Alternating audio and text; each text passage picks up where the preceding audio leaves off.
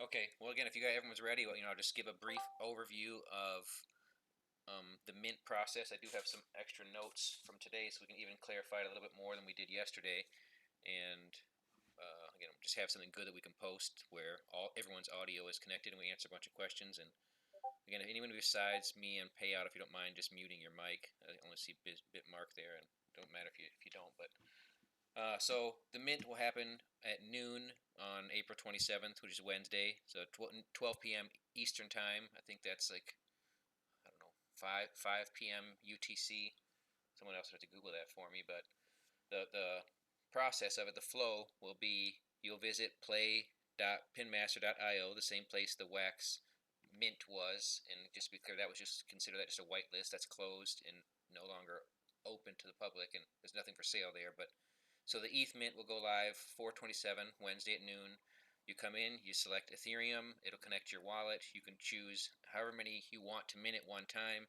They did not set a limit, so again, if somebody was really insane, they could buy all 4,000 at one pop, but no one's going to do that. And so you can buy as many as you want, and once you click pay, it'll just be a send. So the gas fee shouldn't be that high. Then it should just be a send fee, and then you will have the right to create however many you bought. So again, if you buy 10, you get a mogul ranking, and we are going to make that generous and beneficial to people.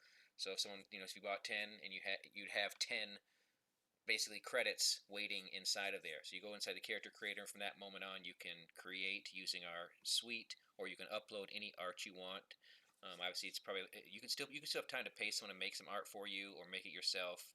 You could use images from Shutterstock. I think I still have 4 credits. It's $12 a piece. That's what I paid for them. But if you found something on Shutterstock you wanted, we could get that for you.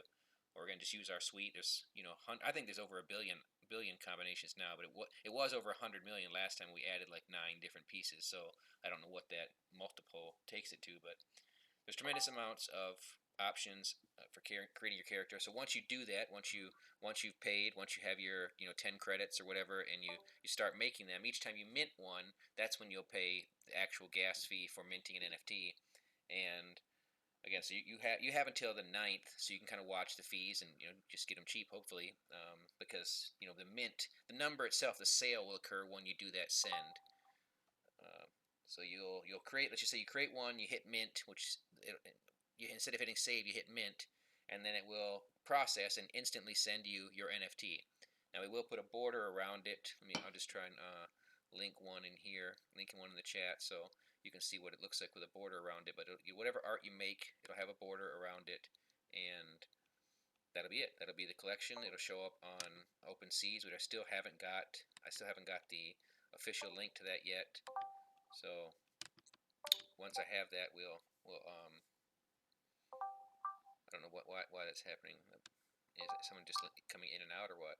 Yeah, it's people just coming in and out. Okay, I wish we could mute that. But anyways, so you can see in there what the art looks like with the border around it in the general chat right now. Uh, and again, you'll get that instantly, which is pretty fun. And there's no reveal, there's no wait time, and you can choose when to do that actual minting to just kind of manipulate the gas fees and avoid the high times. That's right. So you can mint the ability to create the root NFT starting April 27th at 12 p.m. Eastern. You have until May 9th to actually go in and make the art. So you can take your time, you can do it right, you can mess around, you can wait for low gas fees, etc., etc. Yep. Yeah, and again, I think to me, we will. People can just if you have any questions, put them in the general, because that is pretty much the flow of it. It's not that complicated. I guess something else to say is you only will get a MetaMask wallet. Now, again, some people here have seen, and the thing too about this NFT is it will basically represent your royalties. So for everyone you mint, everyone you get in your wallet, it's like an individual account. So again, if we do really well, and let's say if we have two pack sales, and each root NFT represents 40 NFTs, and you have a hand or a set of NFTs that's hot, a bunch of prestiges, a bunch of pros, just if you have a good thing, you can sell that, it now becomes a tradable asset, and whoever you sell it to will acquire your entire royalty stream. So that's a really fun aspect of minting on the Ethereum chain. And really, I borderline reaching out to some of our previous whitelisted people to tell them about that. I don't want to seem like I'm trying to get them to double dip, but I do think it's a very valuable commodity. So the ability to sell and Correct. trade Just it. to, Yeah. just to reemphasize that, these root NFTs that will be in your wallet represent your royalty interest off of the original 20 that will be created inside the game. If that number, if the player base expands, that number will expand, so we can go from 20 to 40 per root NFT, etc., etc. That root NFT represents your royalty interest, and it could be sold on the secondary market. But once you sell that root NFT, they now own the entire royalty interest for all of the copies that are in the Pinmaster game. Yep. So that's important to note. Yeah, and it could make it really fun. Again, especially if people aren't paying attention. If we announce another pack sale, each pack sale will add to your numbers. Again, we're only committing to doubling you up once. So if we do a third pack sale, which again, if we hit our roadmaps, and we'll get to the pack sales here in a bit. Okay. That's pretty much the next topic of discussion is the actual gameplay and mechanics of the Pinmaster play-to-earn game. Anyone have any more questions? But that's the mint process. The only wallet that's going to be accepted is MetaMask, so please make that note right now.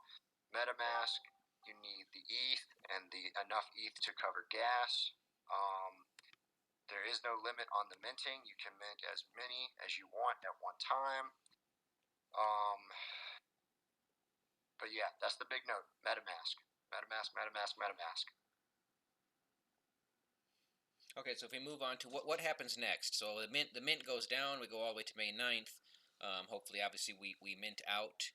And just so everyone's clear, if we mint out, we will have a deal with international giants.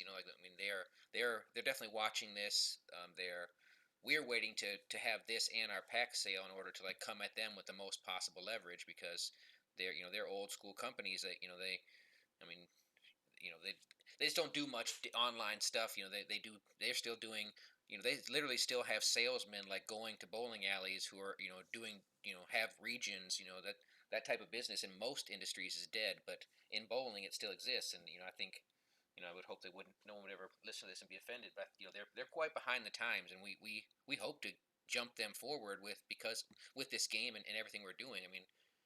Just so I guess a little backstory on how Pinmaster came to be in existence is I seen an article on someone asked us if we could build a bowling game, so I started researching bowling games because there hasn't been that much many and that much traction in the Wii bowling maybe, but I saw an article from the Sheikh of Kuwait, who was the president or is the president of the International Bowling Federation, and they're basically in charge of tournaments around the world, and there's a lot of other people in charge of tournaments, but he said that a dream. In fact, he got elected president, saying that he wanted to increase real world bowling by 1%, and was saying it's difficult, and he hopes to achieve it. And to be frank, as a man, my ego kicked in. I just that's a joke, I can do that. And 4 days later, we had the outline for Pinmaster. So, the whole hope of Pinmaster really is to increase real world bowling. Obviously, we want to have a successful game on the back end, but that's why we partner. That's why these bowling alleys want to partner with us. They don't care too much about our game. They care about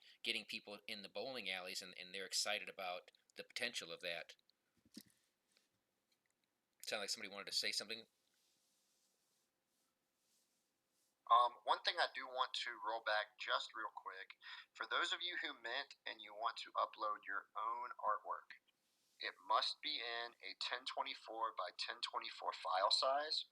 And in the channel that's titled How to Mint, we have a link to a free website that will let you take your digital images and reformat them into the correct size. So you can go ahead and do that now. You can do it later. But we do have a free option for you to do that, so that you can make sure the formatting's right and you can submit your own art. So again, before we get into, go ahead. Go ahead. I'll say before we get into gameplay, we'll continue with again the high concept of this game, and really the I don't know what you'd call it, but our slogan, like the reason that people will the elevator pitch, the one line you say to somebody, and they most likely will be in. You tell them, no, what Nikki, wax is not separate. It's all same. Basically, just the wax sale is considered a white list, and that was just for people who supported us earlier. Now it's an ETH mint, and ETH mint does have some advantages. Again, but again, as far as like the root NFT and being able to sell your entire royalty stream. But no, it's all one game. Yeah. So bowl in real life and earn an NFT. That is the shtick. That is the line that you tell people. It's all you need to say. In fact, I should show you a link of what happened when we paid for a YouTube video to be made in a really small channel, a channel with 1,900 people in it, on Crypto Stash, but it's one of his derivative accounts. And if you I'll just post it right now. But what you can see in it is that all the other videos around him, which some have been out months longer than ours, have 1,500, 1,200, 800, 600 views. But the slogan "Bowl in real life and earn an NFT" has 50,000 views in 2 weeks. So that's just a little taste of how powerful that's going to be, and I'd like to explain how that'll work. So the deals we want to make with bowling alleys, we will create 2 additional NFT collections for bowling, and again, these won't. Again, I'll just explain it, and you can determine how much it is connected to Pinmaster. But we'll make one collection that's like a Top Shots, in the Top Shots of bowling. We'll go back through the history of bowling. We have access to that through these partnerships, and we'll make a Top Shots collection. Just some fun stuff that's happened in bowling, and then we'll also make another collection that is like a Topps baseball card collection that has every professional bowler. And so, for anyone who doesn't know, which is most people in the world, there's over 700 professional bowlers. Another aside is that a deal with the bowling giants gets us all 700 of those bowlers promoting our game. All 700 of them are contractually obligated to give us shout outs on Twitter. And to be frank, they could wear Pinmaster gear. They could do anything we want. And the bowling alleys also say that they'll have Pinmaster posters. Everything will be in alleys. It will be a complete takeover of Pinmaster in the alleys when we make a deal with these companies. They have the authority to get bowling alleys to comply, in like 98% of them in America. And so there'll be a collection of 700 professional bowlers. There'll be a collection of Top Shots. Then there'll be every single possible NFT that comes with Pinmaster game. And in that world, there's a lot. There's obviously there's all the bowlers you're creating, but there's also another, I don't know, for every bowler is probably, I don't know, 18 to 30 different NFTs. There'll be sizes of, pins that are NFTs that are pins that you would burn to get more pins. There's NFTs that are shoes, wrist guards, bowling balls, and all these things can be attached and played in the game. And we don't need to get into all of that, but when you go to a bowling alley and bowl for free, when you bowl and earn a free NFT, it will randomly come from this huge pool of NFTs. It'll be everything in Pinmaster. It'll be all of these cards from the 700 bowlers. It'll be all of these cards from the Top Shots. All 3 collections have 3 to 5 rarity types. So it's just going to be this massive pool of NFTs that you can get for free if you go bowl. And we will also, again, these are incentive. The entire hope is to make our partners happy, and they're happy if we increase real world bowling. And the way we intend to do that is, when you go bowl, the only thing you can get is a common NFT. That makes sense in our world, but so if you want to have access to a rare NFT, like if you want to, you get bowl, you get drop something random, you have to bowl for 2 weeks consecutively, and you must bowl one game 1 week in order for that to count towards the following week. So if you went and bowled 2 weeks, now all of a sudden when you get your free NFT at every game you play, it could be a rare. And again, if you bowl 2 more weeks, it can be an epic. 2 more weeks a legendary. 2 more weeks a mythical. And so again, basically, I think if someone bowls 8 weeks, they have access to pull any NFT in the entire collection. And we hope and believe, a few people will do that. And you'll also earn experience points for your bowler. Now that one, we haven't worked out the math on that, because again, we don't have a partnership and it's a ways away. But we will do other things to incentivize people, and maybe that will be dependent on how successful getting a free NFT is at getting people to the lanes and keeping them at the lanes. But I'll walk you through the flow of that because it's very neat. We already have the software set up for this, and again, we're going to do a deal with a good mint. That's why we're counting on all of you to do your mints and then get people here. So, but even let's just say we And let's just stop for a second okay. and really hone in on what that is. In the play to earn space, there are no other play to earn games that have real life partnerships with multi-million dollar companies with global reach and a massive active following. And so this already takes Pinmaster way beyond the scope of just we're a basic play to earn game that's featuring bowling or whatever. It is a much bigger concept and idea, and that whole world, that whole concept is potentially groundbreaking when you're throwing in big multi-million dollar real life companies that now want to get in on it and now have a vested interest in getting that exposure for you. So that's really a massive concept that nobody's been able to break ground on, and we're sitting on that right now. Yeah, I mean, and there's some lots of stuff I've learned since embarking on this, and we started this back in October is when we really officially publicly announced. We probably started working on it in August, so we've been outlining this a long time. We're doing a lot of research, and bowling is the largest user participation sport in the world. There's 200 million different people bowl at least one game every year. I mean, again, the numbers on this are nuts. And in America, and this is according to the CEOs of these massive companies, even in 2019, when COVID was going hard, there was 50 million unique games bowled in America alone. And again, and I'll get to the flow of that here in a second, but the market is insane. The partners will be here's some things they said to us. One, we'll be in every bowling alley in America. Two, we can be sponsored at every professional event in America.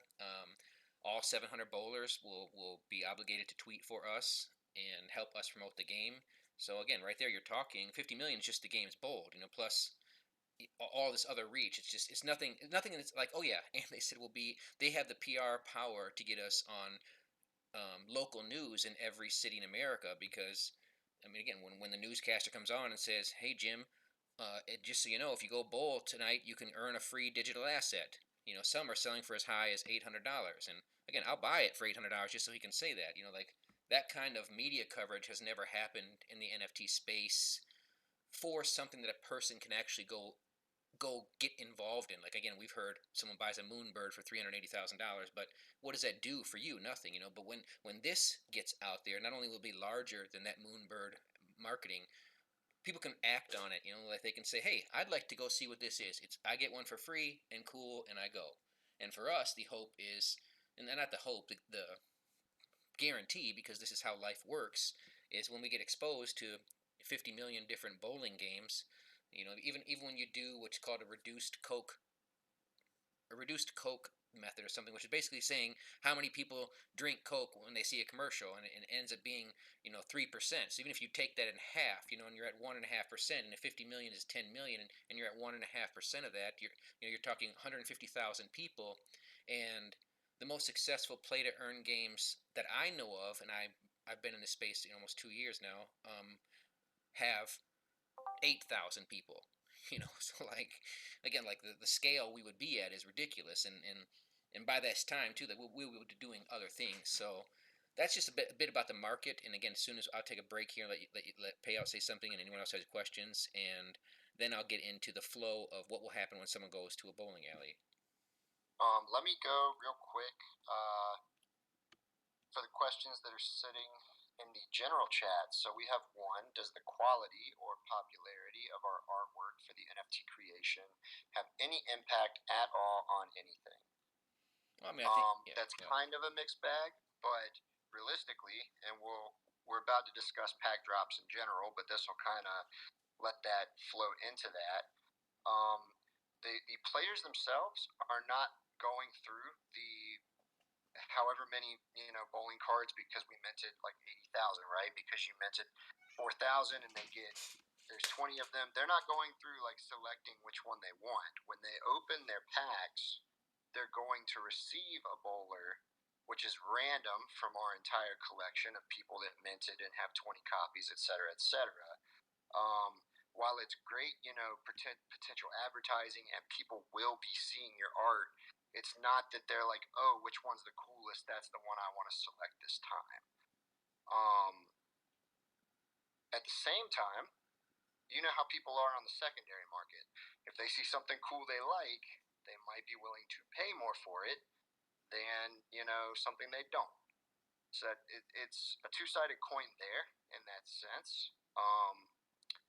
But as far as like the potential of your bowler being used, it's not a case of just they're just going to pick the ones that like the art. The other side of that is in the actual game mechanics, each bowler has a limited number of uses per day so that they can earn pins with. So realistically, if you're a avid play to earn player, you don't want just one bowling card. Like, they could have one of mine, but they don't want to just use mine 3 times. They want 10 bowling cards so they can do it 30 times and earn pins 30 times. So it's not that like one bowler is going to get one bowling NFT from the root group and never get more. They're going to want to get a bunch and continue earning pins, and that means all of us that own the root NFTs are earning royalties. I'll stop there on that question, and we'll get more into that going into this next topic. That also covers T-Talk 15's question. Scrolling down real quick. Next question from T-Talk. Do OG Genesis holders get benefits for these later projects that will roll out? Yes. Minting these NFTs now will provide a whitelist for many, many other components of Pinmaster that gets rolled out, as well as other projects that will be coming in connection with the overall company and brand that this is. We will get into what those are here in a little bit, but let's not jump the gun there. Next, how will royalties be paid? At the start of the game, royalties will be paid in the native token of the game, which will be pins. That will change down the road. We will cover that in a bit as well. But for now, let's just stop there.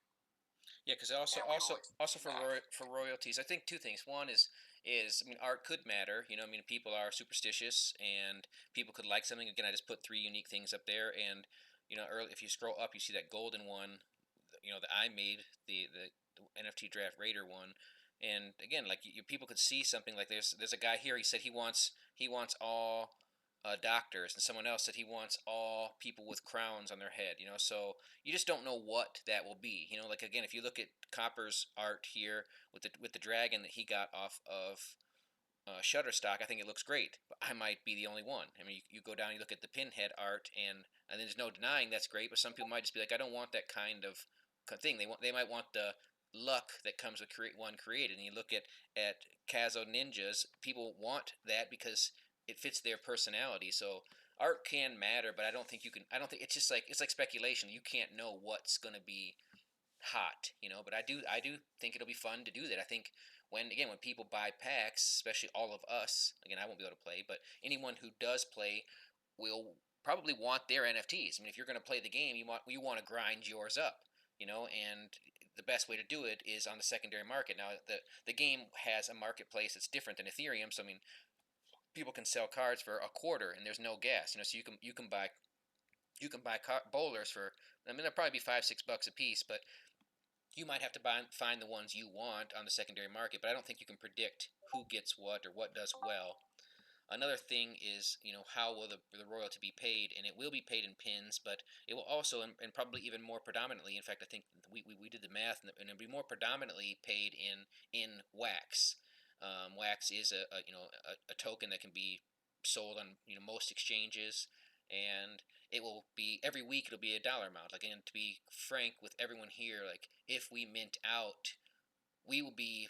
I mean, we just talked about what will happen globally And in the real world, again, this is not overnight. Like a deal with the bowling alleys will probably take 6 to 9 months, but we will be feeding off of that the entire time. We will be announcing each step, making partnership.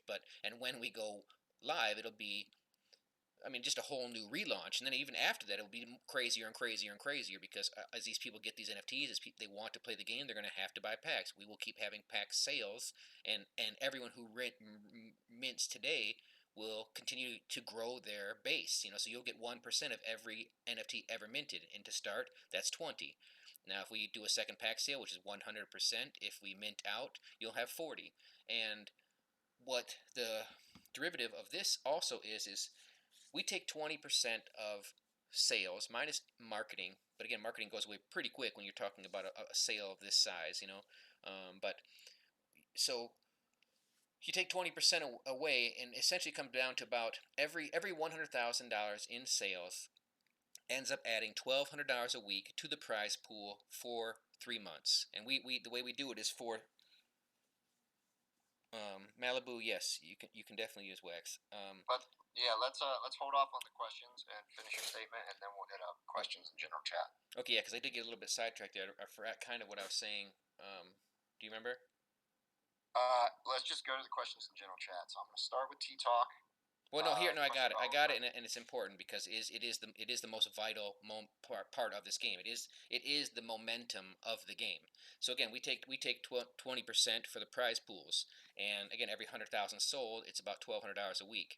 So if we mint out, you can pretty much say that's $800,000, and then our pack sale following that will be at least $600,000, and that's selling out. And we might have to do two right away, but so you're talking 1.4 million, and that ends up being 17, 18, $19,000 a month. I can do the math in my head that quickly. But what we will do is once it hits $12,000 a week, we'll elongate that. So at a double sellout, it ends up being 4 months of $12,000 a week prize pools.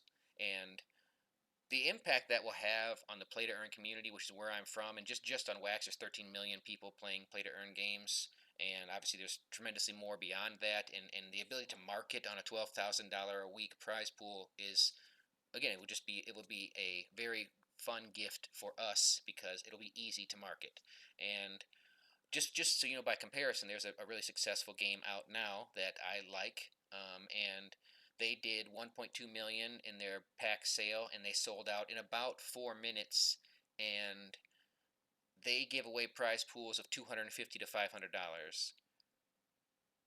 So again, if we come correct with a $12,000 a week prize pool, the impact that's going to have will be big. It'll be large. People will want to play every single week. It's free, and you could win $6,000 every single week.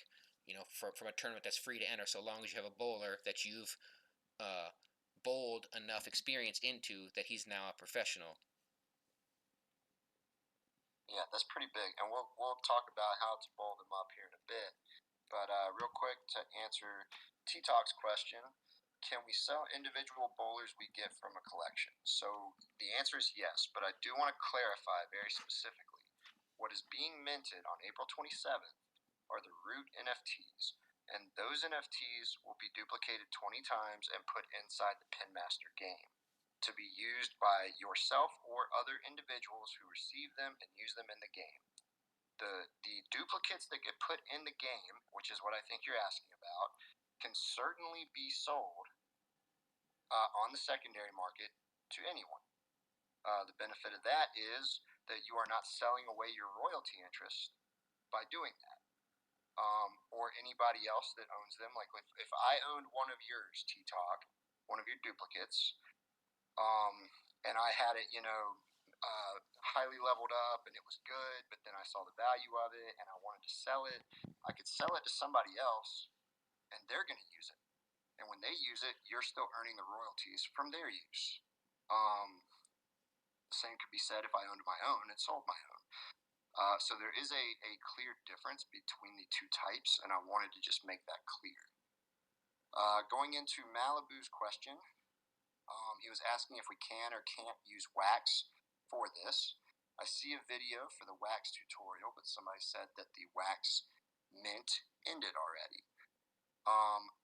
I'm going to let you answer that, Drafter. Essentially, the wax mint for these root NFTs was the whitelist sale that's been done. And what's left now for the root NFT mint is the Ethereum mint that's coming on the 27th. But I'll let Drafter talk more on that particular question. Yes, I mean, of course, definitely you can use wax. You know, wax will be the predominant token that we use in this game. You know, we're going to award it every single week, and we're going to award hordes of it.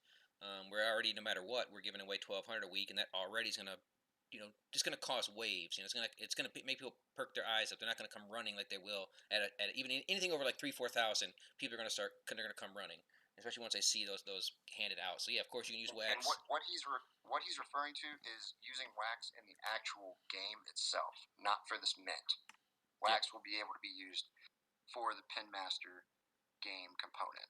And we probably will allow ETH to be used as well down the road. But there's because what you can do is you could enter a tournament yourself with 5 of your buddies, and you could all put up 10 wax and winner take all or something. I mean those kind of things will be really quickly added to the roadmap. So beyond just normal gameplay, there will be stuff like that. But we don't need to get into that. And I do want to step back one moment and cover the flow of how we market Pinmaster in a bowling alley, and how if anyone here is not from America, if you're outside of America, we're going to be counting on you to help us get in alleys, and we already have the software for this. It's already done. It's very simple. Again, we were talking about doing it, and they said, "Oh, we already did it." It was that easy. But what it will be is when someone comes to a bowling alley and we have the steel, you get your shoes, you go to your lane, and you know how you input your name. Instead of inputting your name, it will be an advertisement from Pinmaster, and it'll say, "Would you like to earn a free digital asset for bowling this game?" If you check no, you go right to your names, no problem. If you check yes, a QR code comes up. Anyone in the area can scan that QR code and get an NFT handed to them right then. Now that NFT won't be on the blockchain yet. They must create an account, create a wallet, and all that. But for when they're at the alley, we're not going to force them to do that before they get their prize. We will give them the option to do it all right then, or we will start hammering them later on with emails and texts saying, "Hey, do it."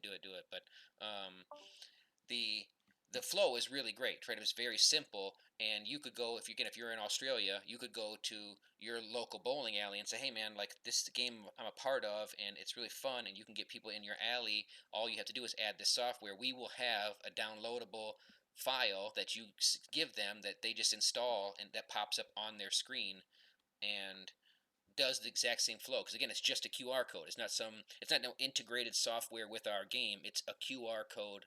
You get a prize, done. So it's a very simple concept that is easy to go beyond the United States. Or again, if we fail to get a deal, it's pretty easy to grassroot this as well. Because we already have 3 bowling alleys ready to go. What's stopping people from scanning a QR code multiple times and grinding free bowlers is just that is our software. I mean, like when you scan the QR code, you get a game and maybe refreshes every 20 hours or something. So that's how it would be. Like those are really simple. I understand the question, and it definitely merits a response. But those are stuff that for developers very simple. And they're always about this. These guys are all about like being hacked and taken advantage of. So. Again, the flow will be just like that, and the ability to like onboard places all around the world will be that easy. Find an owner, which they're all individually owned, they're also part of an organization. Pitch them this, they put it in. Now they're getting the benefits of any other bowling alley, and maybe the only one if you're in a country that again is high with NFT use. But so I guess that's it. That does cover everything with that, and I really wanted to finalize that because it's pretty sweet. All right. The next topic of conversation would be the tokenomics involved and the further outreach of what Onboard Games is going to be doing, not just inside Pinmaster, but what's really to come, which is really the bigger picture. It really sums up everything that Pinmaster is doing, everything that is literally becoming a proof of concept, and how it evolves into something that's potentially groundbreaking and changes the the NFT real world space, along with the tokenomics that are the other piece to that.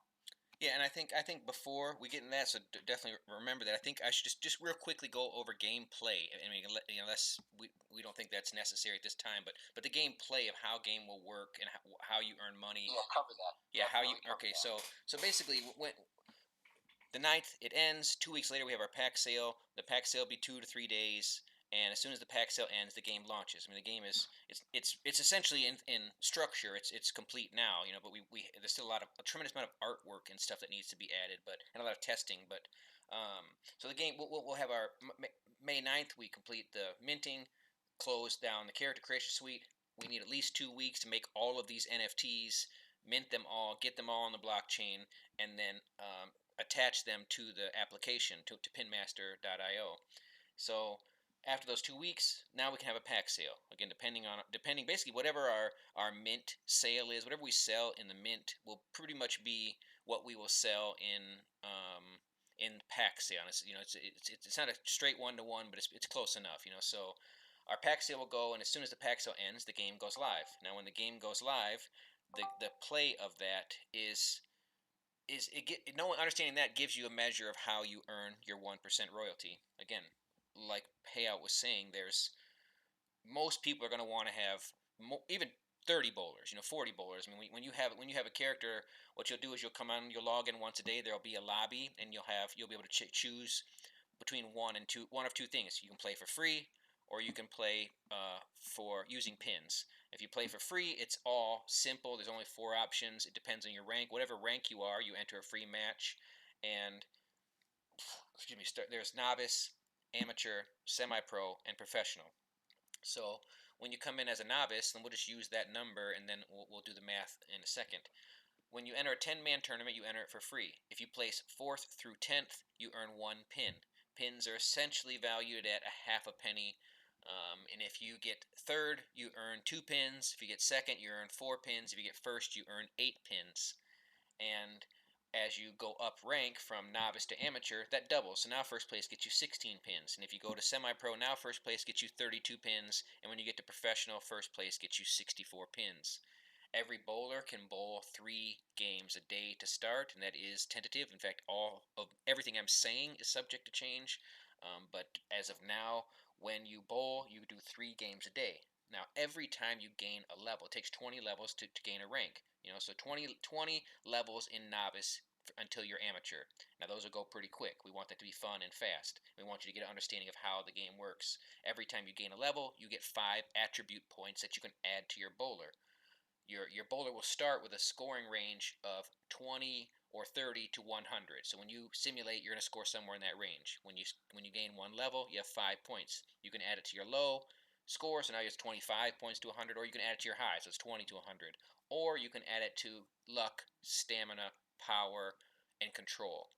And if you add it to stamina, every point you add is an additional game you can play a day with that bowler. Now, beyond these attribute points that you can assign every time you gain a level, there are attribute NFTs. These are found in packs. These are awarded. Oh, I should have said too that when you take first place, you get an RNG roll to see if you get an additional NFT. So anyone who takes first place, every single 10-man, you get a first place, and you do RNG to see if you get another NFT. Now, again, depending on what rank you are, it lets you know what NFTs you can get. But when you're in pro rank, you can get anything. You can get a mythical. You can get 10,000 pins. You can get more packs. Unopened packs. You can get all kinds of things. I mean, pretty much everything we have, you can get. Now, again, it's not easy, and you have a 10% chance of getting that. Now, if you add luck points, if you add points to your luck, that increases that 10%. And moreover, if you add points to your luck, it increases the likelihood that you get a better NFT. And basically, our NFTs will be split in 2 levels when you do this RNG. 80% will be the lower class, 20%. So you have a 20% chance of getting the higher class. So again, if you put points in luck, all of this improves for you, and you have a better chance of getting drops. But again, luck and stamina don't help you win. They just help you I don't know, help you have better odds, help you have earn more pins daily. So this is all the strategy of how you're going to coach your bowlers and what you want to do. So most people who are serious and want to play this game will probably have 20, 30 bowlers, because when you collect pins, they go into a joint account.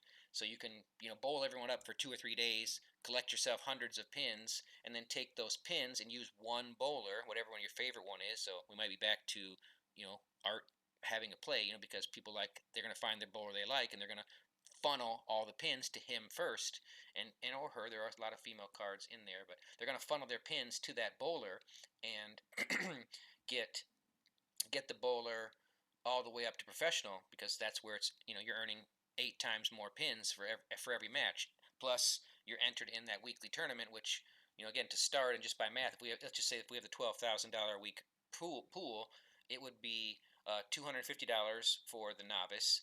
It would be $500 for the amateur. It would be $1,250 for the semi-pro, and it would be $10,000 in the professional pool. So again, everyone's going to want to be in the pro pool. That's where the money's at. That's where the fun is. That's where the $5,000 first place is every single week. And so again, that's one metric of this game. Complicated, sure, but it's only because you're hearing it the first time. 2 weeks, 3 weeks later, you're going to get it. I mean, but from now you'll get it. Before we go live, you'll understand this game. Another component is earning experience. So now that was all entering for free. You earn pins. Now your next option is when you first come in, you can select free, or you can select play with pins. Now when you select play with pins, there will be a broader range. There will be 10 pin buy-in matches, 100 pin buy-in, 1,000 pin buy-ins, and any of these, they award experience points. That's how you gain rank. So again, anyone who is serious will have a bunch of bowlers. They also should spend 20, $100, whatever they have, to buy pins, so you can jump the system and get, you don't have to grind out your first few levels. You can, just buy pins, enter those matches, earn experience, get a guy up to professional or two right away, so that they're earning 8 times more to help the rest of your squad get all the way up to pro, or to help him max out, because getting to pro will be about half the battle, and then from pro to max is tremendously difficult. Now, so that will basically be the two options. And when you get to professional, this is another thing to know for all of you who, even if you don't plan on playing, this is very important to know. Like, when someone maxes their card all the way out, again, this is not someone you don't know. This is a guy who played your card. He maxed the card all the way out. He grinded it all the way out. Now, once he's maxed, he will have the option to prestige that card. And what that means is he starts all the way over. He goes all the way back to a novice with 20 to 100 scoring range. Of course, he has attributes at this time, so he's going to do a little bit better, but attribute NFTs attached, and probably some good ones. But he goes all the way back to 0. Now, the benefits of doing this is he now gets a 0.5% scoring bonus on every match. He also earns an additional 1% from everything he wins, or she, right? From everything they win, they get an additional 1%. That 1% gets chopped between you and them. You, as the root NFT holder, get 0.25% of that 1%. They get 0.75. So when a person prestiges, they get the extra 0.75%, which is okay. That's not a bad little bump. When you're talking about a $5,000 first place, because we are subtracting it every time, and now we'll kick it back in. But moreover, for them, is that 0.5% scoring bonus. Again, when you have $12,000 prize pools, you're going to have a big field. We'll probably have a field of 10,000 people, and when you're bowling games in the 240 to 300 range, and you get an extra 1 or 2 points, that's going to move you up the charts a lot. There's going to be lots of people who bowl 300s when it comes down to these big tournaments, and we will have a double-handed bowl off to see how much someone can hit with a 20, which would be kind of fun. But if you're that prestige guy and you bowl a 300, you just bowled a 301.5. You win. Done. There's no bowl off. Now, once you max out all the way in prestige, you can do it again. You can do it twice, and if you prestige twice, now you get a full 1% scoring bonus for that NFT. The root holder of that card, which is you guys, now you're earning a 0.5% extra. So that card is now earning you 1.5% instead of 1. So again, it's 50% increase. And then that person is also getting a 1.5% bonus. And again, all of this stuff is subtracted from tournaments all the time and kept in a escrow for people who achieve these things. And when they don't achieve them, the money gets compiled for our annual tournament, which will be in November. And there's no reason to talk about that, but we hope that's our big gangbuster, the World Cup of Bowling. So that is gameplay. That's it. That's the whole gameplay ecosystem. How you make money, why you're rooting for your cards, why you might want to buy your card in the secondary market and get it up and prestige it. And again, in packs, there's not going to be many, but there's going to be auto prestige. You can buy an NFT that when you burn it, it auto prestiges any one of your bowlers up, and that's going to be a valuable card that people want.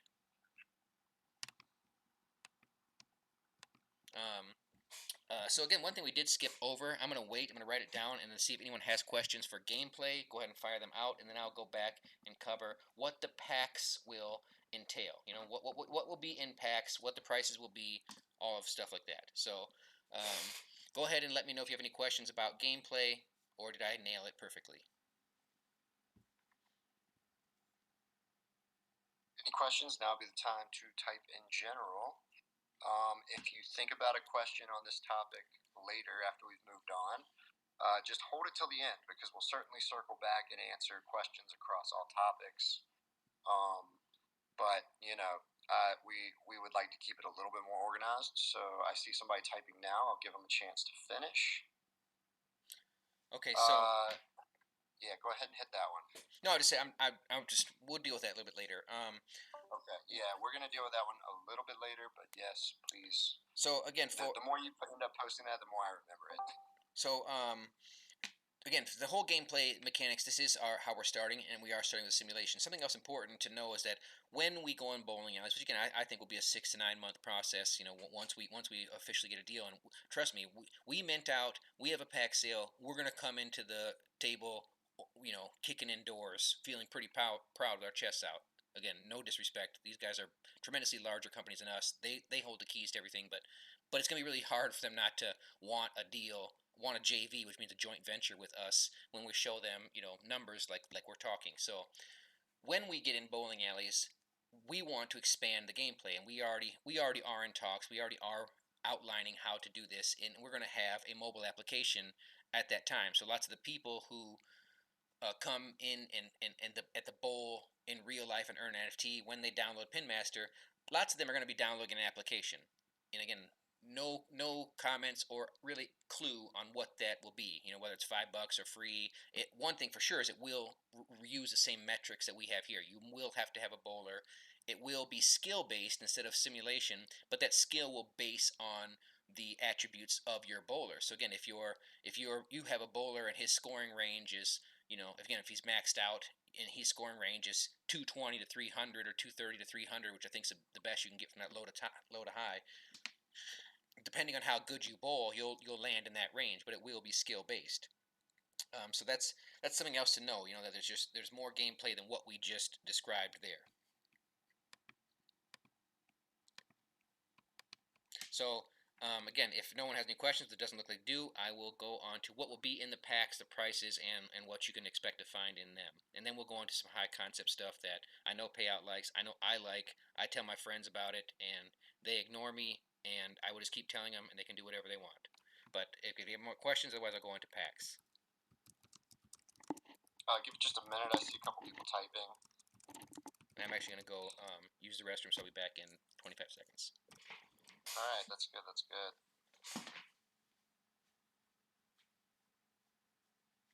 Yeah, this is about to get really fun.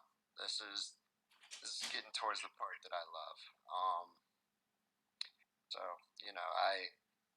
it's hard to bite my tongue. I'm notorious for being Tom Holland at a Marvel interview, and if I don't have somebody here shutting my mouth, I say things I shouldn't. Just because I always say things too early. So, gonna sit here and wait, try to be patient. But Pack Talk is coming. I know all of the people that come from the wax world, man, they're all about the packs. They understand the excitement of packs and opening packs. And that's not even my favorite part. That's after packs is my favorite part. But you can see T Wood in here. I mean, okay, he's all about it. So again, if PAX is fun, and the reason it's fun is there's a randomness to it. There's a kingmaker aspect to it, and so we'll have three different packs. I can actually, let me just link real quick, and I can let you guys see the artwork for the packs. We'll have three different packs, and they will be $10, $45, and $200. Again, everything subject to change. Let's see here, copy message link. So you can kind of come here and see what they would look like. Again, they'll have backgrounds, so it'll again you'll buy the packs and then you open them. So in our packs, the $10 packs will have 3 NFTs in them. One is a guaranteed bowler. The other 2 are attribute NFTs. Now you will be able to get pretty much any attribute in there. None of the high rarities, they will not be in there. That's just called a tester pack, and it's people who just want to play, but really, they're just getting their feet wet and they want to spend $10 and get involved and try to grind a player up. Maybe buy some pins and get them up pretty fast and just get one person up in there and have some attributes. Maybe purchase the rest off the secondary market. Now, the second pack will be called a Pinhead pack, and the Pinhead pack will be $45. It'll have 15 NFTs. I believe 3 are guaranteed to be bowlers, and the rest are attributes. And again, if you look at if you're doing the math, the cost per NFT increases, and the reason for that is when you get this pack, there's a lot more options to hit a home run or to find something very valuable. There'll be lots of pins in this Pinhead pack. You can find an NFT worth, again, 1,000 pins and just grind a guy up, right away to whatever that would be, whatever the equivalent of that would be, semi-pro, deep into amateur level. You could have 140 points to spend right away if you just burn those pins and add all that, or play all those experience rounds and add all of those points. So, and also there'll be professional bowlers.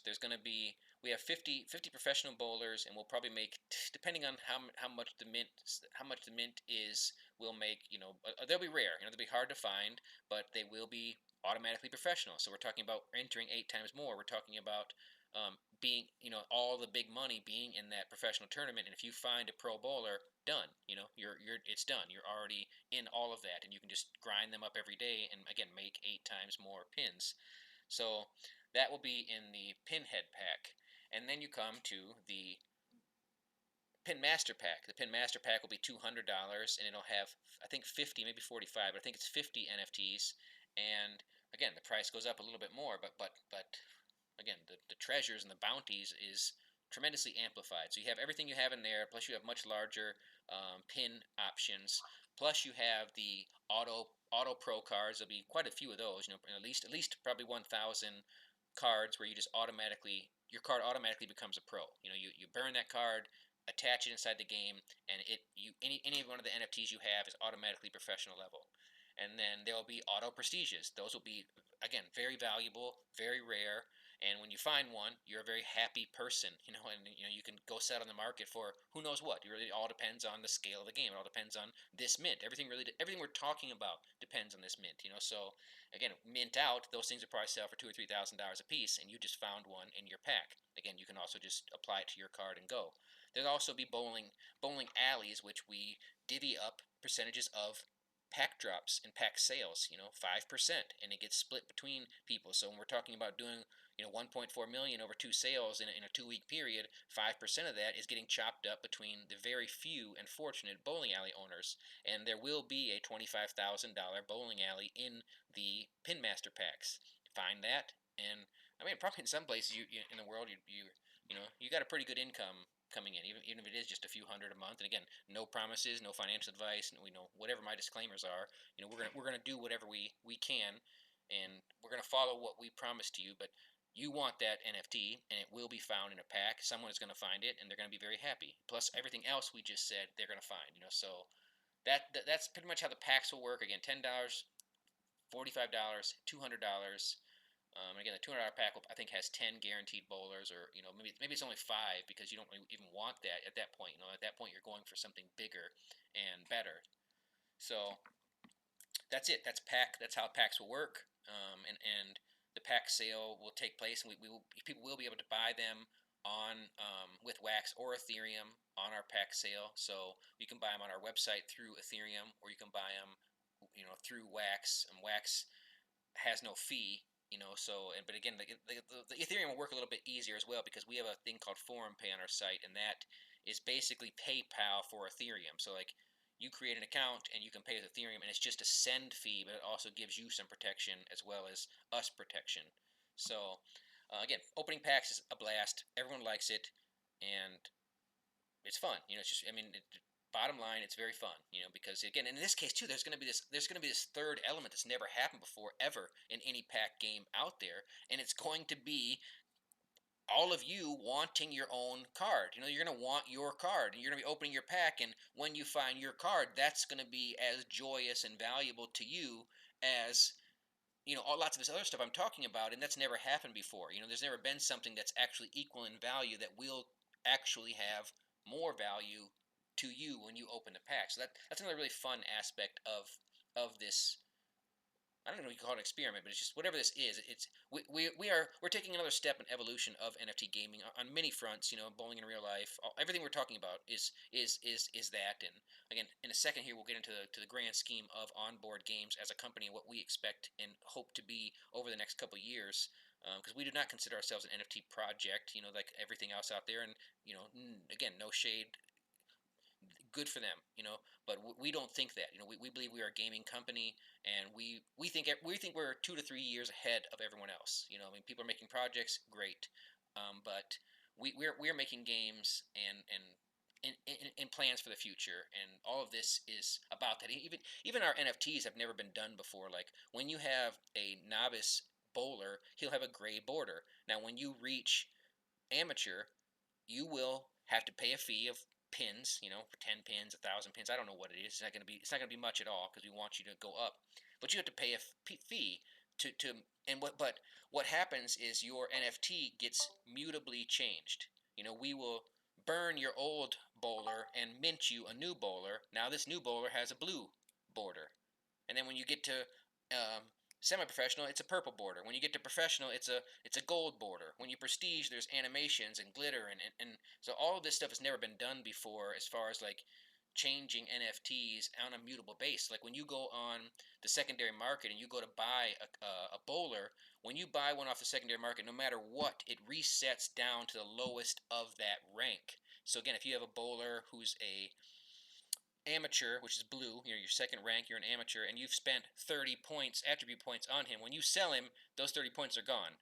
But those 80 points that you earned from novice to amateur are waiting for the new buyer in their account. So again, lots of people. It's another metric of the game that's going to be fun. Lots of people are going to be flippers. There's a tremendous amount of flippers on Wax who buy packs and flip and do things like I'm describing now, which is just grind a bunch of bowlers up to semi-pro or grind a bunch of bowlers up to professional and just sell them right away, because the labor's less expensive than that. So all this mutable assets on an NFT doesn't exist on Ethereum. That's first of all. It's just not possible on their chain, and it has never been used in the method we are using it now. And it is fun. Projects will copy us, and again, it's just a fun way to do things. Like you in this game, you earn your rarity. You don't find goat. I guess you can't find a prestige, right?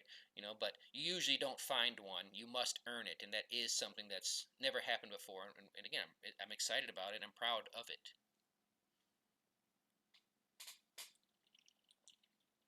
I think it's a good time to take a quick pause and let anybody ask any questions they might have now before we move on past the pack stuff and into tokenomics. All right, there's a good question. What happens if our characters are in a pack that doesn't get bought? Can people create characters to advertise businesses in real life and advertise other projects? I want to cover the second question, but I will let NFT Drafter cover the first. Well, if packs are fine, that's just, really that's just life,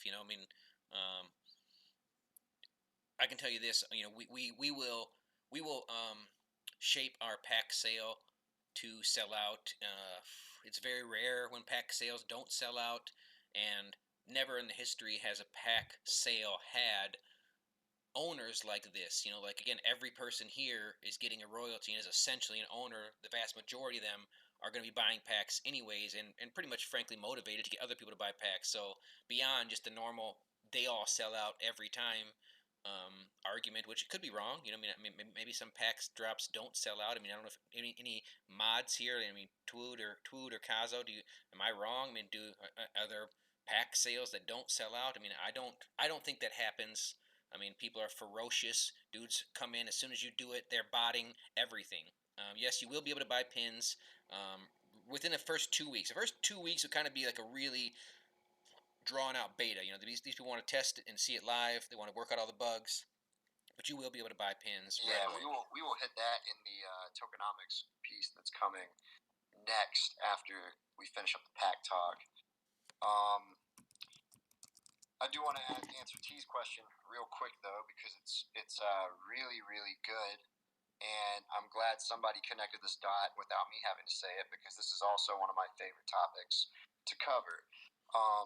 You can absolutely mint these things and advertise your project, your YouTube channel, your Twitter channel, anything to do with a business, as long as you can upload it in that 1024 by 1024 format.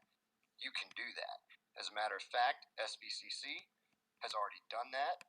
Double Down was part of the whitelist sale, and he bought 5, which gives them 100 essentially banner advertisements inside Pinmaster that are perpetual advertising and have the potential, like we've said before, to go from 20 each to 40 each, which would mean instead of 100 banners, that's 200 banner advertisements that are perpetual, and it goes on and on. We have several other projects that I won't disclose their names have already said this is exactly the strategy they're going to take when this mint goes live on the 27th. To me, if you run a project, if you're a mod for a project, if you know you're heavily invested in another project, you should understand this value, especially if you're on another project or you're a mod in another project. For people that know me, I'm involved in many projects. I evaluate marketing campaigns nonstop, and I can tell you, you have YouTubers and Twitter promoters out there, and frankly, the marketing space is kind of garbage. You have YouTube influencers that want $4,500 to do one video for you, and they're getting 1,000 to 3,000 views and a conversion ratio of about 1% or less. It's very hard to even break even with their advertising, because essentially they're taking money from anybody who will pay them, and their community is just not getting success from all the pitches they're making. You have these Twitter promoters that want $1,000 for a tweet, and again, it's an even worse conversion ratio. When you can literally sit here and look at this purely from a business standpoint and say, "Hey, I meant one of these for $200, and I get 20 perpetual advertisements that I can brand the image to be whatever I want it to be." It could be your NFT project, it could be you're a Twitter promoter that wants to actually grow organically and not ruin your community by just taking paid advertisements from anybody and everybody and losing your community. So now this is a way for you to do that. Same with the YouTube influencers, because frankly, my personal opinion, the only ones that are actually worthwhile are the ones that have the organic community and aren't really taking paid advertisement anymore, because then their community knows they're not just getting paid to spit out whatever somebody tells them to say. This is a fantastic way to get that nonstop exposure for a very, very cheap price. I just wanted to cover that. I love that. I'm a business mind, and when I see this, like, to me, that's a no-brainer, especially when I compare it to all the other crypto NFT advertising avenues that are out there. I mean, it's just a really bad space to work in. So, I think this brings a ton of value on that front. That you could take $1,000 you were going to spend on a Twitter post, and you could have 100 banners out there that people are going to be seeing daily. I mean, that's huge. So, take that for what it's worth. But yes, T, I'm so glad you brought that up and connected that dot. Now we can move on, because I've been on my soapbox. To me, the next topic really is just high concept things. Again, what we've laid out so far, I think, is pretty exciting. I mean, pretty much anyone who's listening to us now, I mean, in the grand scheme of things, it's not that many people. But I'm pretty sure everyone here is like, yeah, I want this and I want in, and I'm sure everyone here will probably try and get other people in, and that's what we want and that's what we hope for. But there is one thing that we haven't discussed yet that is potentially, I mean, I don't know how to say it. Potentially it's a big thing. What to say? It's another whole big thing. And before I do that, I'll give a little bit of backstory myself, which is, again, just about 3 years ago, I just wasn't I just didn't wasn't doing anything, and I just didn't care, I was fine. I wasn't like depressed or drunk or on drugs, I just was fine doing what I'm doing, like I had a chill job and I didn't care, and I had a bunch of money when I was younger and it was stressful and I liked that life better. Don't get me wrong, I liked it a lot better, but I also just wasn't after that. I come in, I take $500. Actually, I went to buy Bitcoin, and when I opened it up, there was like $3,700 in Bitcoin. Apparently, I bought Bitcoin before, and I bought $30 worth, and it went to $3,000, and boom, I'm an addict, done, right? So, and I didn't have much money, but so I took $500, and just a long story short, about 8 months later, that $500 was 80,000, and I met with the people at Onboard Games when they all knew me, and we started going, and they again came to me to see if I could design what they wanted to do, and it was very simple, done. And then also, luckily for me, they got into pinches and needed money, and again, I was flush because of crypto. Now, since we started this concept, even a little bit before, I guess we could say probably even 4 or 5 months before it, I had got away from crypto because I couldn't handle the swings of it. I just can't deal with that kind of highs and lows. And I was moving everything to NFT games. I mean, I would watch the sandbox videos, and I didn't get the concept. I'd watch these videos, watch these streams, and I didn't know what they were saying. And even though they're speaking English, I just couldn't process what they were saying. And I remember being on a stream, and they gave away a 12 by 12, which is, today that's $10 million. They gave one for free. There was 12 of us watching it, and the guy won it. And I didn't care. I said, he won some bullshit, But no, it's worth $10 million today. And the day that I got it, the day I was watching the video, and I mean, again, I was at work, and I saw, it just all clicked, like, oh my gosh, now I understand what NFTs are, how they um, interoperate with video games, and how they will interoperate with video games in the future. I immediately sold all my crypto, and I immediately started going crazy and everyone I know talking about games, and that's how I got connected, and that's how I got my job that I have now. But all of that is really to say that in the past 18 months, NFT games have changed my life. Again, from a job that wasn't cool, that was, nothing and not fun and not rewarding. Now I sit at home, I play, I have fun, I can exercise, I can take my time, I can, clean my house, go hang out with my friends. I work my own schedule, and I have more money. In fact, last year, I'm doing my taxes right now. Last year in 2021, I was airdropped more money than I made the previous 18 months working a job.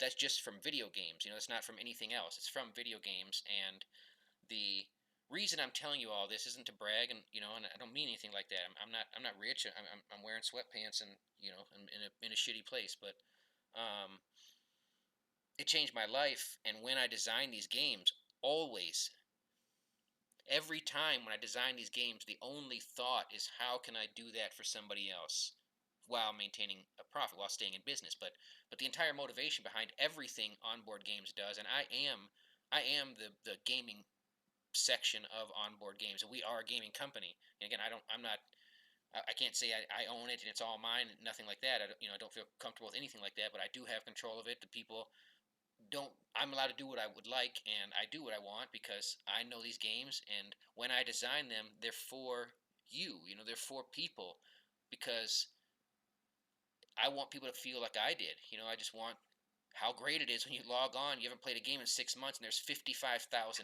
in there. When you get a airdrop of an NFT, and you look, and it's selling for 12 grand. Like that stuff doesn't happen very often. So with all of that in mind,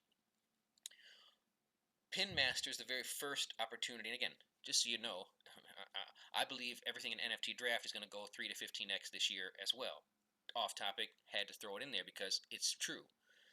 For Pinmaster, it's going to be the very first time where we have a reward system for the people who want we will have a reward system for the people who not deserve, because everyone deserves it, right? But for the people who supported us, who did what I did, which is find a game I liked in Splinterlands and keep playing it, find an idea I liked in Sandbox and keep playing it, or keep buying it and putting money into just buying it, right? And learning it, though, learning it. I mean, look at the work you guys, most of you see me do this stuff in San Vegas, but what we're gonna, how we're starting that now is with the pins. Pins are everything I've said, and you can buy them, and a lot of people probably will buy them, and I want them to buy them. I want them to buy them based on what I'm about to say. And this is what I tell my friends, and I'm telling you they ignore me, and I have some wealthy friends. And they won't. Anyways, we're also going to take 3% of all of our token raise. Oh, sorry. Let me firstly insert something here. We are a gaming company. We think we're 3 to 5 years ahead in the future. Our first game is NFT Draft. It's fantasy football using cards, and there's 2 people jumping in the arena this year, 2 big boys. DraftKings is going to jump in. I don't care. They're not even blockchain. They think they can fool people by just saying NFT. It's not a blockchain. It's just in their application. No one in our circle is going to support them. So do whatever you want. Then the other people who might come on are Sorara. Hey, good for you. They make $10 million a year with a soccer sports fantasy game. They're going to jump into American sports. Good luck. Their game's on Ethereum. If you want the lowest shitty card that you'll never ever use, it's $50. If you want a good card, it's $3,000. On Wax, we can sell cards for 40 cents. So we can mend the audience. We can have 10 million people in our game. I don't know what the cost would be if they tried to do something like that. So I'm not worried about the competition.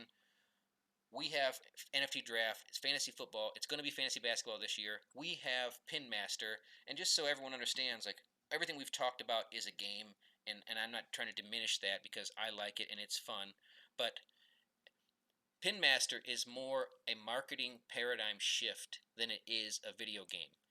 Again, the marketing paradigm shift is do something in real life, earn an NFT. And to that end, again, we are designing our software in 2 phases. One phase is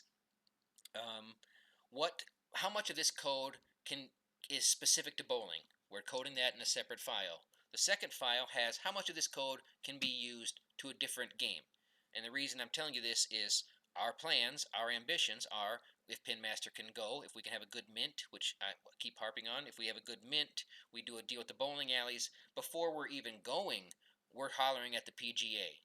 We're going to the Golf Association and say, would you like more people to play golf at all of your lanes? And when they say yes, we pitch them a game. We pitch them this whole thing that we have with bowling, the exact same Pinmaster, Golf Master. We already have talked with people for disc golf. We're gonna do that. So this Pinmaster is more of a proof of concept. It's more of a marketing paradigm shift. And if anyone doesn't know what that is, it just means we're going to change the whole game. We're going to impact marketing because anything that has an organization that would like people to come and participate in that event can model our software and adapt our software. So the company Onboard Games has 2 divisions. We have a fantasy division, and it's a $200 billion a year industry. And then we have a do something in real life and earn an NFT division. That's a $0 industry. We are about to put that on. That's what we are about to do. And if this functions, we've already talked to lower level people in the PGA, higher level people in the disc golf. We can do billiards. We can do many different things, and we're ready to go at that. So we'll have 2 companies. They both have unicorn potential, and that's what we want to do. We want to be a gaming company. We have other ambitions beyond those 2, and those 2, either one of them is unicorn. Both those are unicorn. We have 2 of them. We want to do more. And the reason I'm selling all of this is through all these games, we're going to do what everyone else does in the Ethereum space. We're going to make a token. Our token is going to encompass everything that I'm talking about. We're going to have an Onboard Games token that covers all of the derivatives of Pinmaster, golf, bowling, disc golf, anything you can think of. Then we're going to have a coin that covers all of our fantasy sports, which will tentatively just be football and basketball. That's all I care about. People want to do other sports, maybe we will, but I do like the idea of doing an all-female sports. People think that's dumb, but I think it's pretty exciting. But regardless, we have a company, that we will span this token across. And when we do a token raise, which will be the first quarter of 2023, we will begin the token raise. We already have meetings with people with, again, with $50 million to spend. We have meetings with them about a token already in the books. Again, we have to wait till 2023. We want to wait till 2023. So when we do our token raise, we will take 3% of that token raise and allocate it to anyone who's staking pins today. So you win pins, you buy pins, whatever you do, you stake them. We're going to start off with a 900% APR, and of course that goes down as people stake more of them. And really, because since it's all like internal, it's all an internal system. The only benefit of that 900% is getting in early. The people who stake early earn that extra percent and grow their pins a lot faster than other people.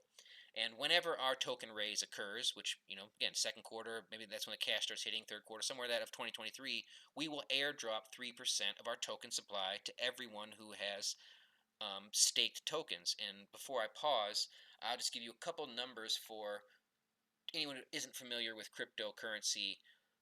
When I was doing it, I remember there was a token, and I told Brent, I said, Brent, the 400th company has 13 million in their liquidity pool, and Brent looked it up and said, no, it's 130.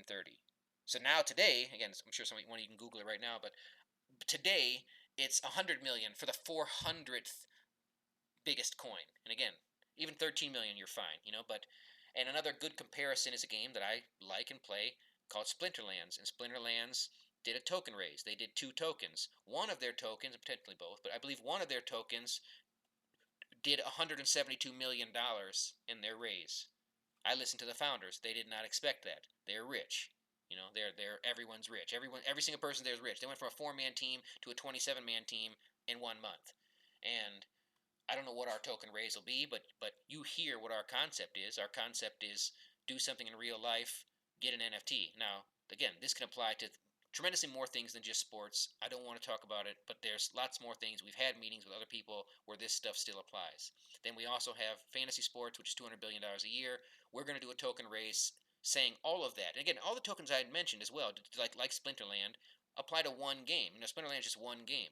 I'm pretty sure, in fact, I know for a fact that Immutable X has Gods Unchained and another game, and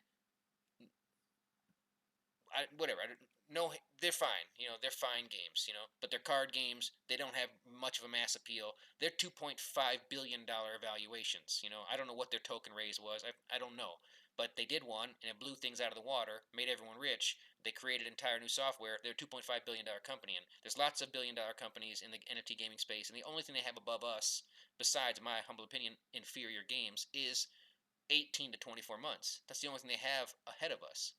So again, when we do this token raise, we're going to airdrop 3% to all of you, and it might be 80 people. It might be 300 people that are staking pins. I guess that's it. I'll let Payout go for a minute. Oh man, God, I know you're sitting here going, when are you gonna let me out the cage? This is huge. This is the big picture. This is the culmination of everything that not just Pinmaster is, but what Pinmaster really is. It is the proof of concept that you can create a game like this, and you can partner with with several multi-million dollar companies or organizations who are going to promote you globally. And then, he mentioned this a second ago. I want to re-emphasize it. I play disc golf almost every day. There is an app called UDisc that is a geolocation app with every single course in the entire United States in it. You partner with them, they're going to run the same type thing. You play a round of golf with our app, you earn a free NFT. Same thing goes for golf. You go play around at any country club, etc., any course, you earn an NFT. Imagine the amount of people with deep pockets that go to the Masters every year, and on hole 9 and 18, there's a big poster board with a QR code that says, hey, scan this with your phone, earn a free NFT, etc., etc. You think about basketball or football. Okay, football. I know there's a lot of people that love football, American football. If you're the Jaguars, who perennially suck, and you want fans to come to your game, you can put a QR code at every entrance into the seating portion of the stadium that says, scan this with your phone, earn an NFT. You know, potentially they're able to get into these tournaments that they can enter for free, win some money. I don't think Jaguars season tickets are that expensive. They might be able to win season tickets off of this. You know, this is the proof of concept. And the point that I'm making here is it's much bigger than just Pinmaster. It's much bigger than just this is another clicky play to earn game. This is huge. And then now is where the tokenomics come in. You're earning pins in this game. You're going to get the chance to earn these pins and stake these pins, and these pins are going to be able to stake you more pins in staking rewards. Down the road, on the roadmap, that's already starting getting the wheels spinning, is a universal token that is going to go across all of these different games. It's going to go across NFT Draft for fantasy football, the NFT Draft version of fantasy basketball, Pinmaster, Disc Master, Golf Master, etc., etc., etc. All of those will have their own thing, and then the moment that universal token launches, legally, everything done right, posted on all the major exchanges in the US and globally, your pins are being converted into the universal token. So you've had the opportunity to get your staking done, to get in on that universal token before it was ever launched. And it goes across all of the different games that are attached to the Onboard Games company. It's not just, hey, we're one game and we have one token and it only applies to our game. It's now every single game in this brand applies to it. And you are able to get in early. It's huge. It's huge. He talks about 3% of the entire token being airdropped to people who are staking pins. Realistically, I know he says 300. Let's say everybody that's smart enough to mint this particular NFT to get into what they think this project will be also stakes pins because they now see the value. Okay, there's, let's say 2,000 people staking pins. Whatever your proportionate ratio of total pins staked is, you're getting that proportion of that 3%, which can be a very material amount of money. I'm not going to put a number on it. I can let everybody else, do that math in their head. But that is the big picture that I really want to emphasize. It's not just Pinmaster is another clicky play to earn. This is the big picture. And it's groundbreaking. I'll get off my soapbox now. Yeah, like I said, I think we covered everything. I mean, that's pretty much. If there was something I was thinking that eluded me, but it doesn't matter. We covered enough. Again, it's an hour and hour and 20 minutes, and it's anything. If somebody wants to know about the project, even though it's a long listen, if they're driving or if they just, again, hopefully it's interesting. We're talking about like serious stuff, and again, we didn't get to the good guts until the end, but it all starts with this mint, and once we mint, just so everyone's clear, like on day 2, day 3, depending on the sale, like I'm going to ask everyone in this room to just go work their DM list, just go down their DM list and DM every person that they speak with and help us sell this mint out, because there's a saying in NASA that says off by an inch, off by a mile. And it means if you're off by 1 inch with your trajectory, you'll miss the moon by a mile. And that's what we want to do here. We want to hit this isn't a big mint. It's 4,000. It's open. It's $200. I don't know if I've ever seen an ETH mint that low. I'm sure they exist. I'm not a big ETH person. But again, it's 4,000. It's $200, and we need to sell out. We need to mint out, and it only is to solidify our position. We're not buying boats and hoes. In fact, I did the breakdown of the money, and it's all going to further the company. Everything we're talking about, the money, 100% of that 80,000 is going to further the company. And again, and give us huge leverage. And give us leverage when we go into these negotiations. And again, I think if we do good enough, I don't even know if the bowling people will care about Pinmaster. All they're going to care about is real world bowling increased by X amount of percent. For sure, for sure. Let me take this moment to go hit the general chat for questions. I did answer them in text, but I do want it on the recording so that anybody later that's listening gets to hear it. So, how many characters will you own when you buy one NFT? So, minting one of these root NFTs will get you 20 copies of it put in the game. How many different types of characters can you make? So that one will be designed one time and duplicated the exact same image 20 times. You cannot mint one and have 20 different images. It will be one image duplicated 20 times. For example, if you want 3 different images, you need to mint 3 of these NFTs, and each one of them will be a different image. You will have 20 of each of those 3 different images and 60 in total that provide you a royalty stream. Going on to the next question.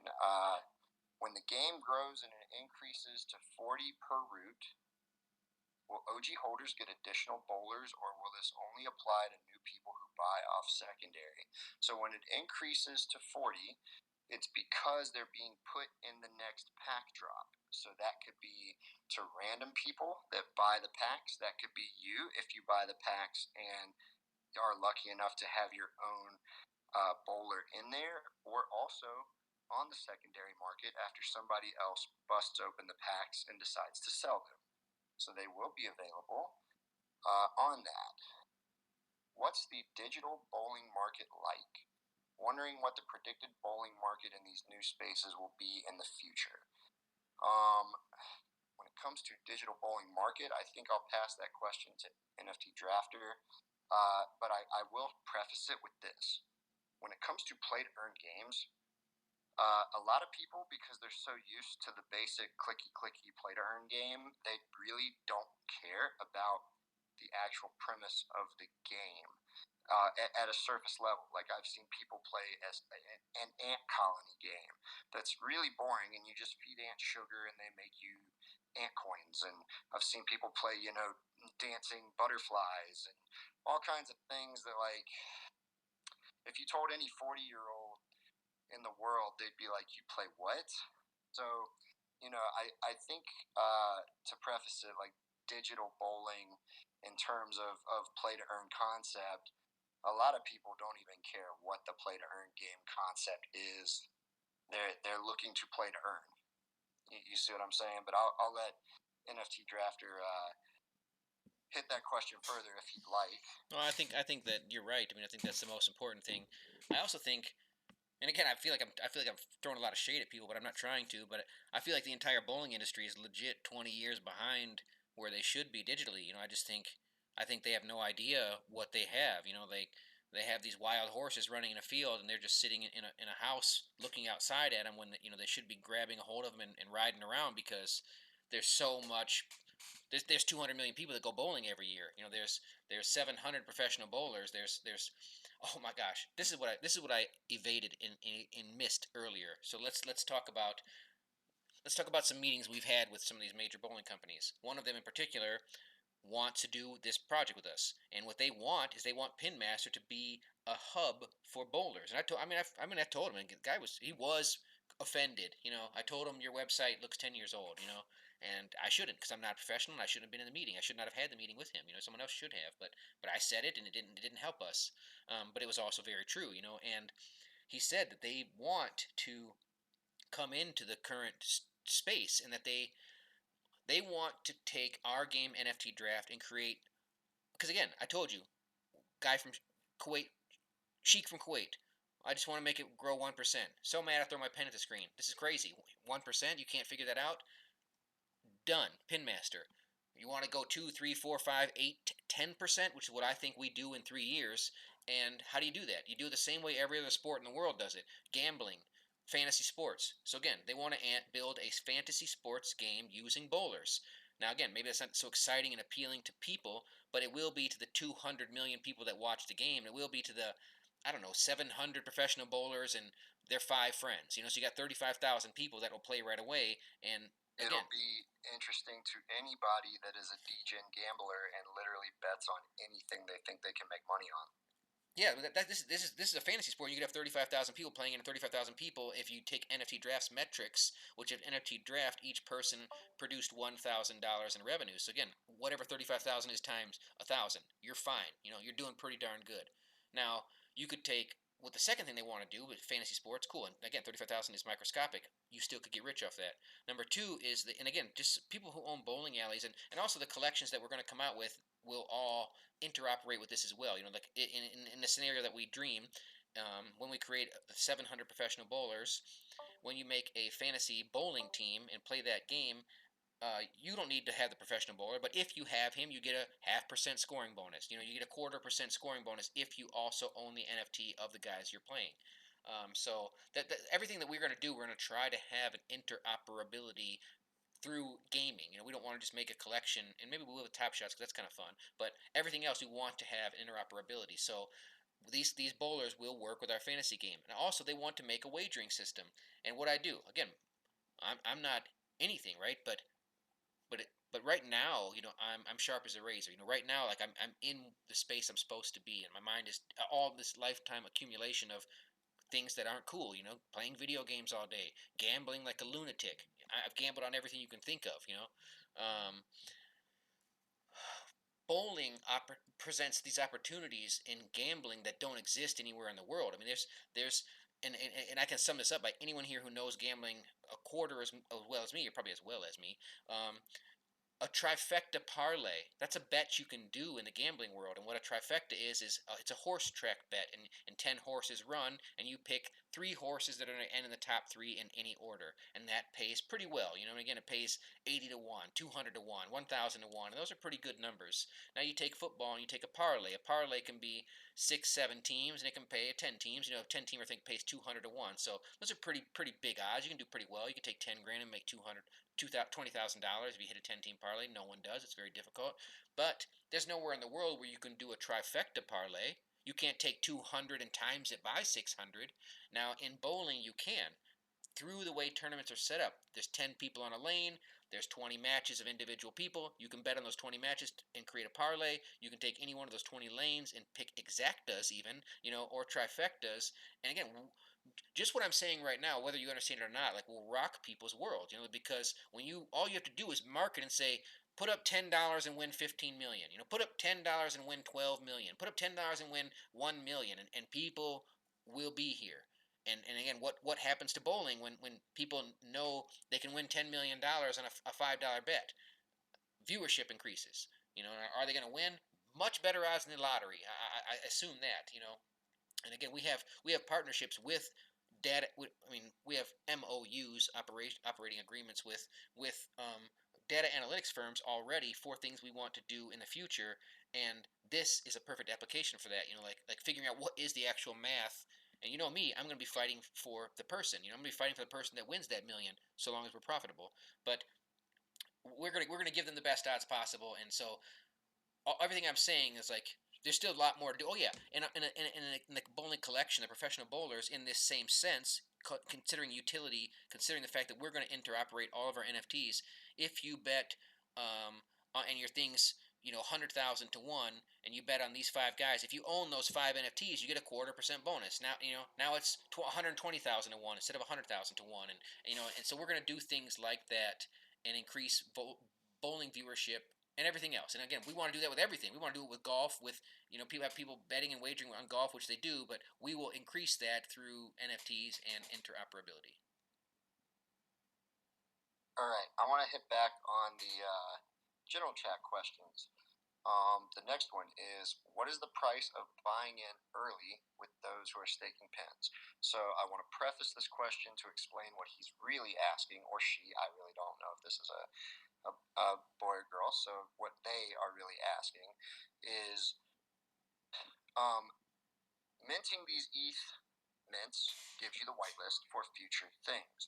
It was briefly discussed earlier that the pen drop, pen being the token of the game, will happen about 2 weeks before the actual launch of the game. for a chance of beta testing to actually have all of the early adopters here have a chance to play the game itself, learn it, beta test it, etc., etc. Being on that whitelist is going to give you the opportunity to purchase pins before the game's ever released and anybody in the public ever gets a chance to purchase pins. When it comes to the price, I do not have a locked-in price of what will, each pin will be. Pins will be a half cent. Okay, half a penny. Half a penny per pin. So you will be able to buy them. You can then use them to again level up your bowlers. You can also use them straight up to just stake them. So I hope that answers that question. But the next question he followed up with, which I think I kind of answered, the ETH mint costs $200. Does this include everything involved? It's being talked about. Do you need to buy extra? So it includes the root NFT that has the 20 duplicates, that has the potential to be more than 20 down the road, that provide you a royalty stream off of the people that play with these cards and earn pins. So that's your way of earning pins. It also gives you the whitelist for the ability to buy pins at half a penny per pin 2 weeks in advance of everybody else.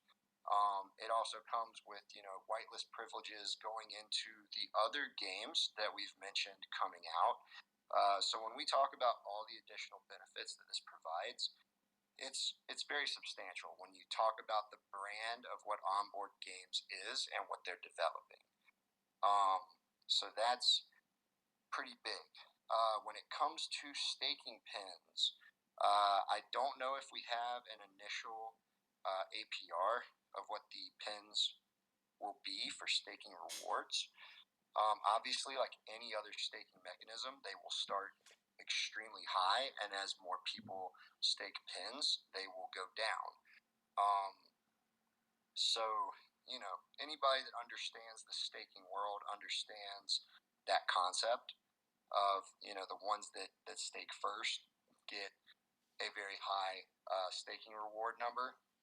And as more and more and more people stake, that number has to be adjusted down. So those details will come out closer to that time. I think it'll be 900%. That's what I want. I want 900% APR, and you have to understand, like, this is all locked internally. So it's just, for lack of a better word, it's make believe. It isn't make believe because, again, it's going to benefit you. But as far as the metrics, it's make believe. It's a 900% APR, and the amount of pins you put out is whatever it is. So, but the proportion to what you get is dependent on how many pins are out there. So again, if you're staking, if you come in and you buy $1,000 in pins, let's say you buy $1,200, right? So you take 1,000, you just stake it. Now you take $200 and you play your game, so you can get your bowlers up to pro, so they're all earning 8 times more pins. And now once you're professional, really, it's just you can just stake pins. That's really what you can do. Obviously that's what we want to do. That's why we have this design, so that people don't cash out the pins, so that they make other people earn them. Because again, cashing them out will devalue it. We want them to stake them, and this is our incentive to get them to stake them. So again, you spend $1,000, you stake that 1,000. You spend $200, you spend a month playing the game every day, eating your stamina bars, putting your points in, and now you have 25 guys in there, all professional, and you're playing, and now all 25 of these people are earning all their pins, and you're staking all of that. You get whatever proportion of pins you have. So that $1,000, if you're the first person to stake, you're getting 900% APR. Now another person stakes $1,000, you're getting whatever they want, and you're getting whatever that ends up being. 850%. Right. And it keeps going down. Exactly. But again, a whale can come in on day 999 and buy $100,000 in pins, and now when the prize comes up to chop up that 3%, he has 100,000 pins. You've been staking and stacking and whatever, but you started with 1,000, so you got 3,000 pins. Good. You're going to get a nice percentage based on what you put in, but this guy has $100,000 in pins, and he's going to get that. So just whatever pins are in the staking pool when the airdrop occurs is what will be airdropped to people. Whatever percentage you own. Again, I don't think it'll be many people because people just don't trust the future. Rightfully so, right? Anything could happen. They could make crypto illegal, so now you're staking all these pins, and all of a sudden we tell you, hey, sorry. But the people who do have faith, the people who do believe in it, it's not going to be that many. Again, it'll be 80, it'll be 300. If we blow up crazy, maybe it'll be 3,000, 4,000. But again, the larger we grow, if that's the problem, it's not going to be a problem. It's going to be a first world problem because, again, our token raise is going to be $100 million, which means it'll be 3 million chopped up between people. So that's a good explanation for how the tokens will work. It'll just pertain and be applied to what you own. The APR helps you leverage what you have, but it will depend on what you have. Again, $1,000 at a half cent gets you whatever that is, 20,000 pins. So you'll be earning 900% on 20,000 pins. So if you went a full year, no one else got involved. You'd have whatever that is, 180,000 pins, 200,000 pins, somewhere around that range. So yeah, you'd be looking solid. But the APR is just a bonus for you getting in early, and the earlier you get, the better you get. But also, you want to come in again as heavy as you can without hurting yourself. Because again, that's how all this leveraging works. That's how the entire system is designed. Next question. We've covered this a couple times, but I do want to reiterate it. It never hurts to reiterate it. Is there still a chance to get a whitelist for the Root NFT going on sale April 27th? No, it is an entire public launch, and it will be on Ethereum. MetaMask wallet required. Man, we've covered so much. I mean, I think this is so worth the listen, though, for people that will be listening to this recording. If you have any questions further, this is kind of like last call because we don't want to keep it going too long, just to have us run longer. Go ahead. You got a question? Go ahead. Yeah.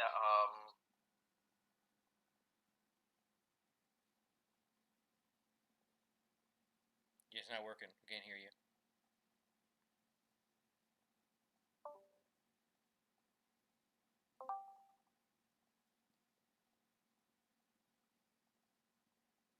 If you want to just type it out, because we can't hear you. A written white paper, no. You want to hear something strange. I really don't even know what a white paper is. I mean, I really don't even understand what that is. So there's where I'm at with white paper.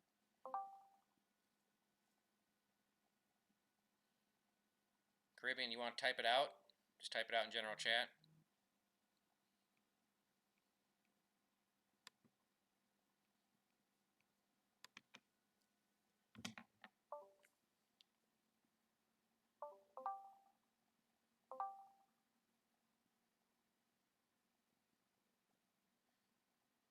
I don't know if I'm kicked off or what, but there goes Caribbean. Okay. Yes, that's correct. For every bowler you mint, you'll get 20. For every mint you do, you'll get 20 bowlers represented inside the game. Again, you don't get them; they get mixed into our packs, and they get found by players. So for every one you do, you get 20, and that's just a start. We sell out; it'll be 40 right away. You won't get any bowlers though to play the game. Just to be clear, you have your own the royalty for contributing the art. Yep. So again, I think I'm just going to end it, and we'll just talk in chat from now on, just because I don't want to scare people. We're already going to scare people at an hour and 42, but we'll end it and we'll talk in chat. So everyone, thank you so much, and hopefully this inspired you, because again, we want your help to get things going. So all right, have a good night.